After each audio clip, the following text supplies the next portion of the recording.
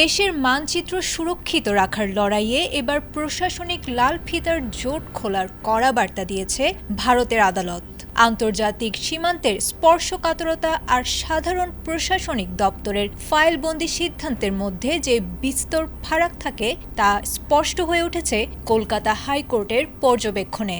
সার্বভৌমত্ব রক্ষার প্রয়োজনে যখন দ্রুত পদক্ষেপ অপরিহার্য, তখন আইনি ও দাপ্তরিক অজুহাতে সীমান্ত সুরক্ষা প্রকল্প আটকে থাকাকে কোনোভাবেই হালকাভাবে দেখেনি বিচার ব্যবস্থা। আর তাই নিরাপত্তার স্বার্থে রাজ্যকে এবার এক প্রকার চূড়ান্ত সময়সীমার মুখে দাঁড় করিয়ে দিয়েছে উচ্চ আদালত।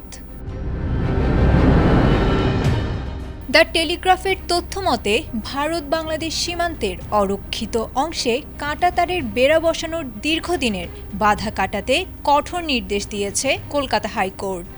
মঙ্গলবার প্রধান বিচারপতি সুজয় পাল এবং বিচারপতি পার্থ সারথী সেনের ডিভিশন বেঞ্চ স্পষ্ট জানিয়ে দিয়েছে, জাতীয় নিরাপত্তার প্রশ্নে চলবে না কোনো শিথিলতা।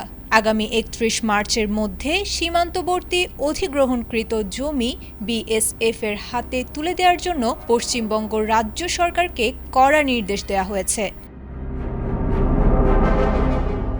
মামলার বিবরণে প্রকাশ করা হয়েছে, সীমান্তের প্রায় ১৮০ কিলোমিটার অংশে কাঁটাতার নির্মাণের জন্য কেন্দ্রীয় সরকার ইতোমধ্যে রাজ্যকে দিয়েছে প্রয়োজনীয় অর্থ। তা সত্ত্বেও জমি হস্তান্তরে বিলম্ব হওয়ায় আদালত প্রকাশ করেছে গভীর উদ্বেগ। শুনানিতে বিচারপতিরা জানিয়েছেন, যেখানে দেশের নিরাপত্তা জড়িত সেখানে সোশ্যাল ইম্প্যাক্ট অ্যাসেসমেন্ট বা সামাজিক প্রভাব মূল্যায়নের মতো দাপ্তরিক অজুহাত দেখিয়ে কাজ দীর্ঘায়িত করা গ্রহণযোগ্য নয়। প্রয়োজনে ভূমি অধিগ্রহণ আইনের জরুরি ধারা ব্যবহার করে দ্রুত প্রক্রিয়া শেষ করার পরামর্শ দেওয়া হয়েছে। আদালত আরও জানিয়েছে, যেসব জমিতে এখনও মেলেনি মন্ত্রিসভার অনুমোদন, সেখানে জাতীয় নিরাপত্তার স্বার্থে জরুরি ভিত্তিতে অধিগ্রহণ সম্ভব কিনা সে বিষয়ে কেন্দ্র ও রাজ্য উভয় পক্ষকেই দিতে হবে হলফনামা।